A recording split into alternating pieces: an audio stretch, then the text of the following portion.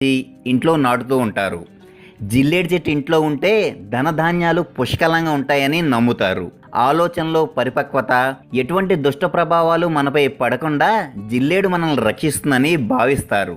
జిల్లేడులోని ప్రతి భాగము అనగా ఆకులు, కాండము, వేరు మరియు పువ్వులు అన్నీ అద్భుతమైన ఔషధీ విలువలు కలిగి ఉన్నాయి.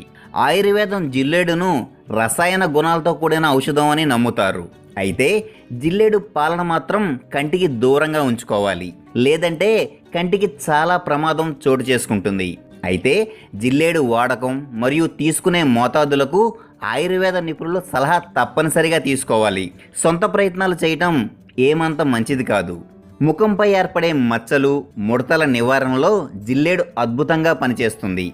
జిల్లేడు చూర్ణాన్ని ఈ మొక్క యొక్క పాలతో కలిపి ముఖంపై ఏర్పడే నల్లటి మచ్చలు మరియు ముడతలపై అప్లై చేసుకోవడం